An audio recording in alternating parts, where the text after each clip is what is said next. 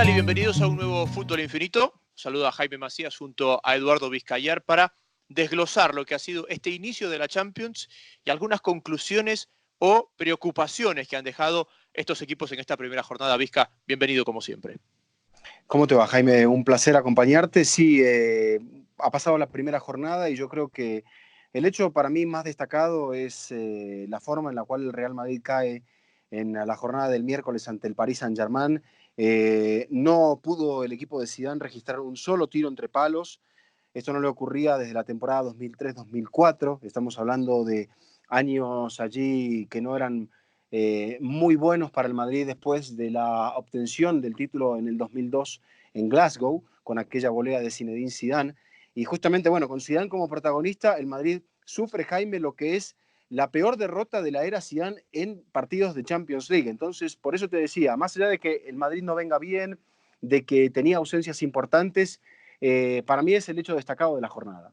Sí, también, ese es el punto más importante de la jornada, el punto más destacado.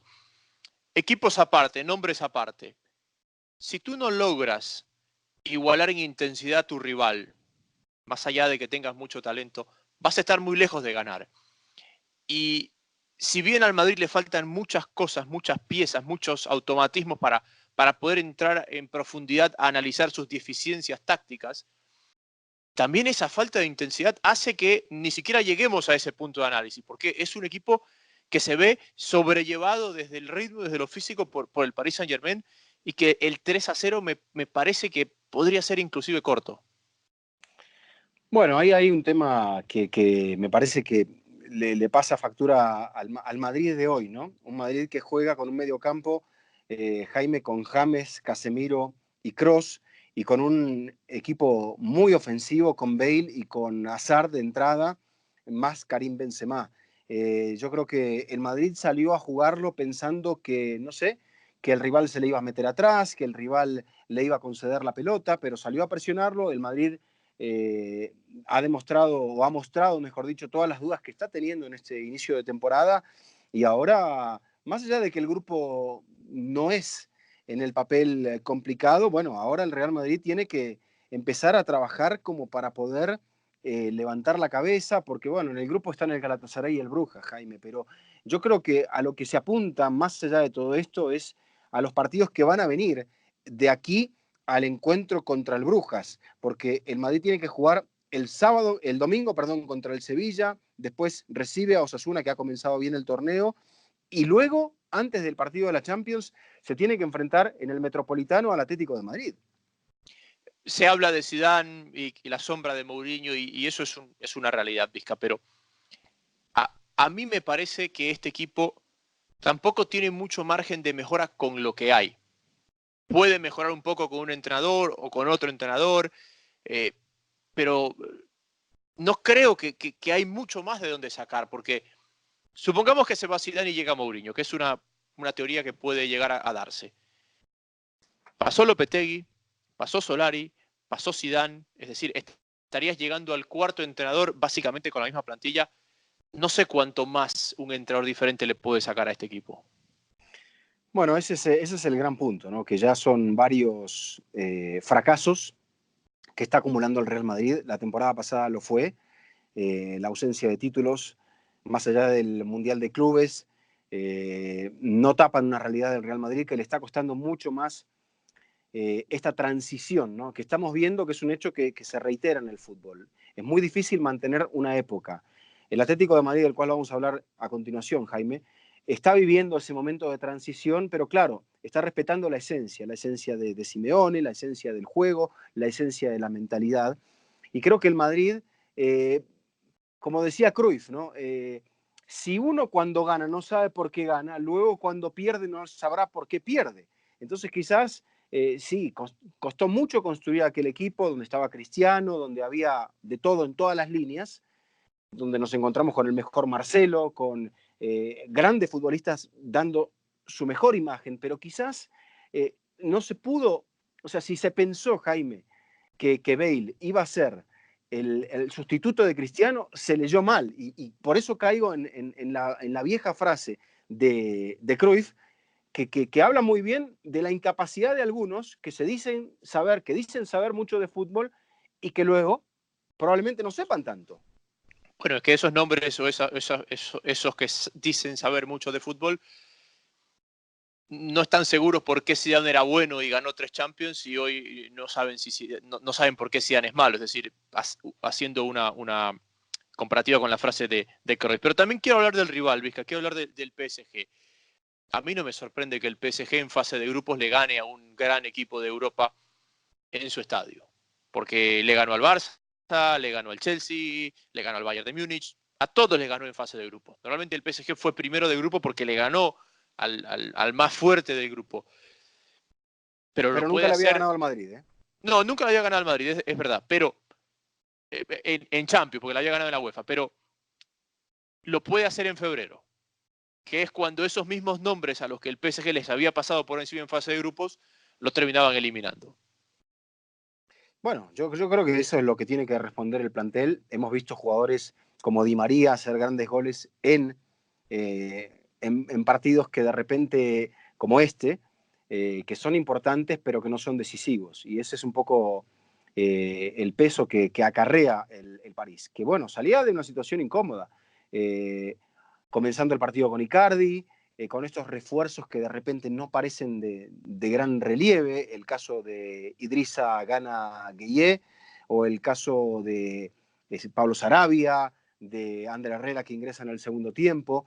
Entonces, yo le doy mucho mérito a lo que hoy hizo el París. Entiendo el contexto que le querés dar a lo que implica y lo que decía, por ejemplo, el fin de semana Busquets cuando hablaba de que el Barça no tiene problemas en la fase de grupos y tiene los problemas más adelante. Y bueno, el París está en la misma situación. Los problemas los tiene más adelante, pero más adelante volverá Neymar, volverá Mbappé, volverá Cavani, y hay un equipo que parece que ahora sí está completo. Veremos si da para instancias superiores. Salto al partido del Atlético de Madrid, Jaime, y y tengo que hablar de este espíritu, ¿no? Del espíritu de un equipo que está en renovación, que está en cambio, pero que asimismo demuestra que mantiene su esencia y que encuentra un revulsivo en Héctor Herrera que juega un cuarto de hora, pero que ingresó al partido muy lúcido y en el minuto 90, apelando a la vieja fórmula del Atlético de Madrid, el empate, el descuento a pelota parada y el empate a pelota parada.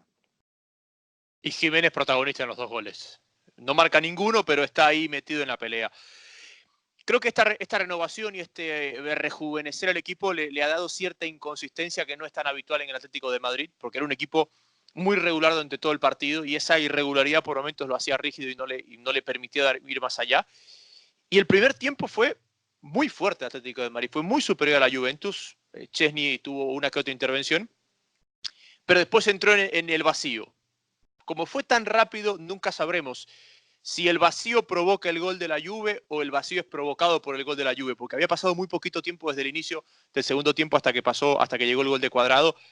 Y esos minutos posteriores al gol el Atlético sufrió, se descompuso, tanto así que terminó llegando el segundo y apareció más con corazón que con orden ir para adelante con esa identidad que tiene. Creo que este es un equipo que tiene margen de mejora. No sé si va a llegar a igualar lo que fue aquel Atlético del Cholo del 2014. Pero sí va a terminar siendo mejor de lo que fue el Atlético de la temporada pasada. No, tiene margen de mejora y el equipo va a ir evolucionando con el correr de la temporada, Jaime. Yo creo que volviendo a esa incógnita que tenías con respecto a si el gol descompone al Atlético de Madrid o el Atlético se descompuso antes del gol. Y yo creo que el Atlético lo vio vulnerable a la Juve en el primer tiempo y quizás se cebó un poquito. No, descuidó el aspecto del contragolpe porque en la acción del tanto de Cuadrado es una contra muy bien manejada por Higuaín, donde a Higuaín lo dejan avanzar o avanza en una situación de 1 contra 1. O sea, Higuaín quedó contra solo un hombre del Atlético de Madrid. Y ese es un error seguramente de los del fondo de Simeone, que no dejaron un futbolista rápido. Si bien es cierto, Higuaín no es el más veloz, pero sí supo manejar muy bien la jugada. Utiliza a Cristiano de pantalla, aparece Cuadrado sobre el otro lado, que es cierto, el colombiano hace un golazo de otra galaxia. Pero lo que voy a rescatar es que, bueno, No vimos todavía a una Juve con la identidad de Sarri, eso sí, muy cuidadosa con la pelota, me gustó ese aspecto, pero sí vimos a un Atlético de Madrid que encuentra en un jugador como Herrera la solución a sus problemas. Un Herrera que hasta aquí no había jugado Jaime. Y me parece que yo creo que hay que rescatar, más allá de ese lapso donde el Atlético se pierde, me parece que da en la situación, en el partido más duro de este inicio de campaña, da su mejor actuación. Sí. Cerremos los españoles, Vizca. Vamos con el Barcelona. Para cerrar los españoles y mezclar un poquito lo que fue ayer, lo importante y lo que ha pasado hoy. Eh, lo destacado es el resultado, porque es un partido que se va del Dortmund con un mal sabor de boca, porque es un partido que si se juega de nuevo lo terminan ganando. Se les escapó vivo el Barcelona en una oportunidad única. Absolutamente. Creo que el Barça comete errores de lectura del partido en el segundo tiempo y el Dortmund lo esperó agazapado, tratando de salir con jugadas rápidas, tratando de salir con situaciones donde sabe que el Barça es vulnerable. Yo creo que hay algo que le ocurrió al Barça que probablemente no le vuelva a ocurrir, que es Messi llega al partido primero, comienza con Ansu Fati, Jaime, 16 años, 321 días, el jugador más joven en la historia del Barça en jugar un partido y nada menos que en este estadio. Y, y después, en el segundo tiempo, cuando Messi entra, demuestra al Barça que este tridente necesita un recorrido, necesita todavía verse las caras, tener prácticas juntos. Messi, lo decía Valverde, ha hecho muy pocos entrenamientos con el equipo, no ha hecho pretemporada, ha hecho recuperación después de la lesión del Solio y eso pasa factura. Suárez había regresado el fin de semana, Jaime, en el partido contra el Valencia y había marcado 2 goles, pero aquí ante una defensa tan fina como la del Borussia Dortmund, Suárez demostró que es un futbolista que, vamos para atrás, Jaime, fue operado de la rodilla después de la eliminación de la Champions. Reaparece en la Copa América, viene con poca pretemporada, en el primer partido de la liga se lesiona y ahora regresó el fin de semana y ahora regresaba. Entonces le coloca mucha presión al Barça en estos jugadores, o sea, sigue dependiendo mucho de ellos y luego de que los medios compensen pérdidas de balón, compensen un equipo que a veces todavía no está haciendo bien la presión hacia adelante y que también tenga el accidente de que se le lesione Jordi Alba y Junior Firpo no estuviera incluido en el banco de suplentes. Yo creo que era el partido más difícil de la fase de grupos en el papel para el Barça. No termina siendo un mal resultado, pero el héroe de la noche es Marc-André ter Stegen. Sí, en Alemania, en medio del debate con la portería con Neuer. Pero hablabas de los medios. Y por cómo el equipo se descompensa con tanta facilidad, porque arriba las piezas no están finas, porque Griezmann todavía no sabe qué pieza del tridente va a ser, porque cada partido lo jugó en una posición y con un rol diferente, y así va a ser muy difícil o va a tomar mucho tiempo que se adapte. Me parece que los medios, con todos estos peros del Barcelona, pasan tanto tiempo tratando de compensar al equipo que no logran generar juego. Porque al Barcelona lo desdoblan por los laterales. Entonces, ¿qué genera esto? Que De Jong y que Arthur tenían que ir muy pegados a la banda y quedaba el callejón interior. Entonces Busquets se ahogaba porque le sobraba un hombre y no lograban hacer la banda los extremos o en teoría extremos que Fati, Messi o en algún momento Griezmann. Y eso generaba un desorden colectivo que lo hacía el Barcelona verse superado y verse vulnerable.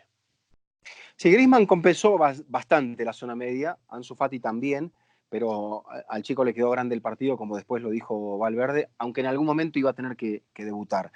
Pero sí, yo creo que también el rival juega y la dinámica que tiene el Borussia Dortmund es importante. Es un equipo que para mí ha crecido con respecto a la temporada pasada, con un par de refuerzos, Hummels en la defensa, Thorgan Hazard, Brandt, que han mejorado el equipo. No tuvo una buena noche Paco Alcácer, no tuvo una buena noche en la definición Marco Reus, aunque sí, muy bien en el juego.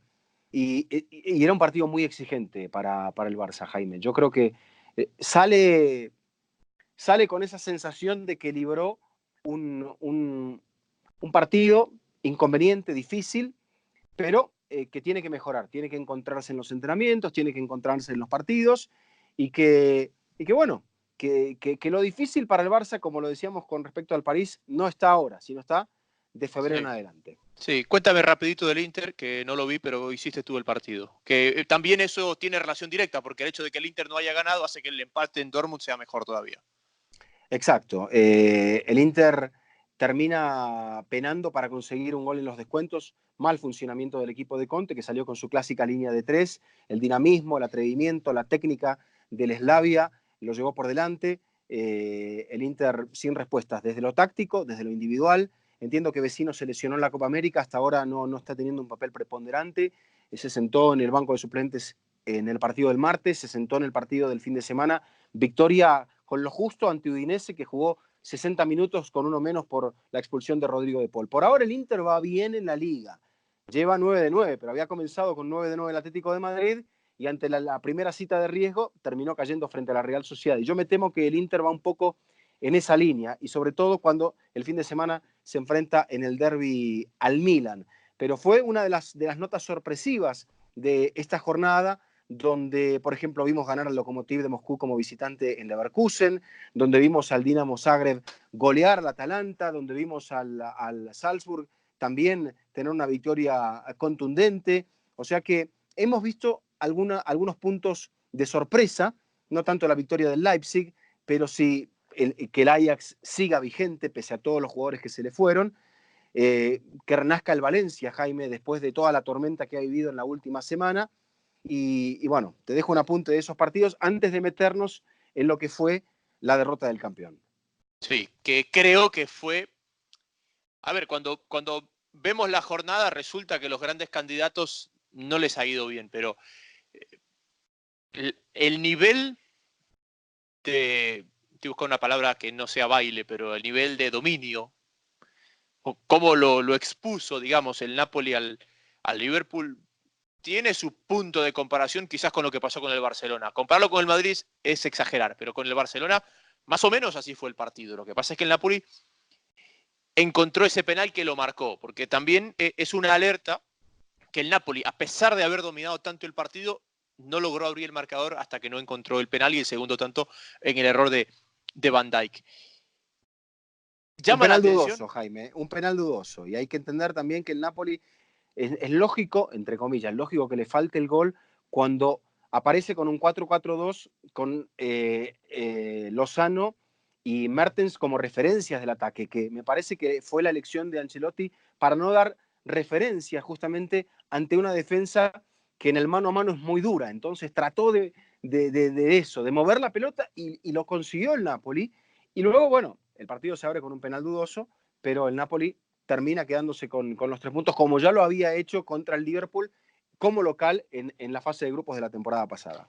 Es más que curioso, Vizca, que Liverpool tiene un gran partido de visitante en las últimas 3 Champions, que fue cuando le ganó al Bayern para meterse a los cuartos de final de la Champions, a las semifinales de la Champions pasada. Ese es el único gran partido de visitante de Liverpool en los últimos años. Le cuesta mucho salir de Inglaterra. Sí, es la realidad. Perdió los 3 partidos en la temporada pasada de la fase de grupos. El grupo no es, me parece a mí, tan complicado, tan comprometido que llevará a Klopp a un ataque de nervios, porque no lo veo desde ese punto de vista. Era el campo más difícil, en un inicio de temporada que venía muy bien y que viene muy bien con 5 puntos de ventaja en la Premier, pero es remediable. De repente, bueno, el Salzburg que le mete 6 goles al Genk puede llegar a complicar, podría llegar a complicar, pero yo creo que no peligra la clasificación del Liverpool. Eso sí, podría peligrar el primer lugar, pero en la temporada pasada avanza como segundo y agónicamente, y ahí lo vimos, que fue más o menos lo que le dijo Carleto Ancelotti a Jürgen Klopp al final del partido.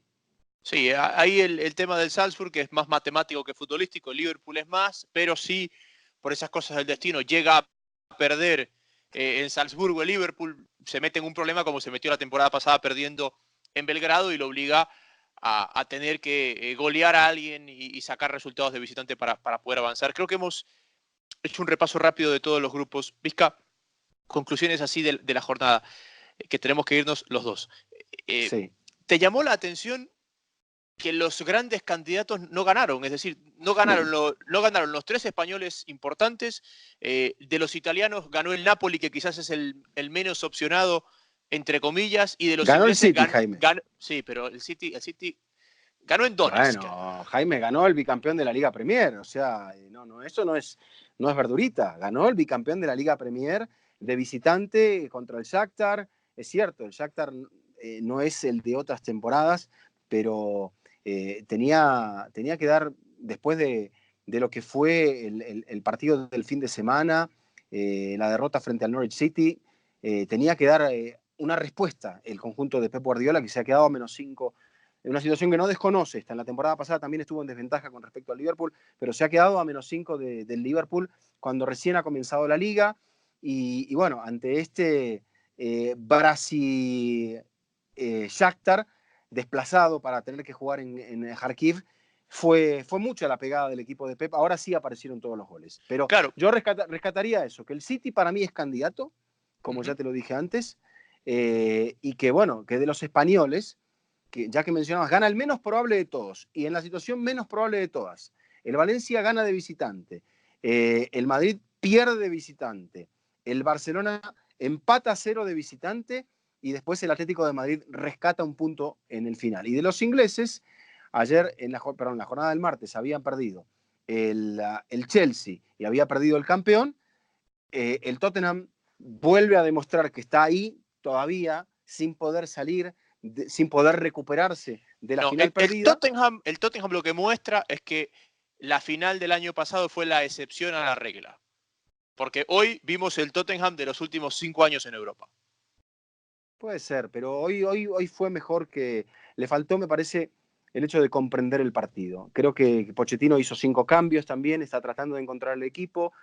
Se habla también en la prensa inglesa, y esto lo vamos a tocar más en profundidad más adelante, Jaime, en otro podcast, pero que el Tottenham también tiene que enfrentar una renovación de este plantel, que no ha ganado nada, pero que ha llegado a esa final, pero que sí, que ya está trabajando en eso Pochettino, y que por eso llegaron Sessegnon, Lo Celso, porque él sabe que por ahí lo iba a perder a Eriksen, y quizá lo pierda a mitad de temporada, porque Eriksen, de todos modos, si no renueva, lo va a perder, pero está al final del contrato, también como Alderweireld, como Vertonghen. Entonces, por ahí, el Tottenham sí haya encontrado en esa final una excepción, pero es un equipo sólido.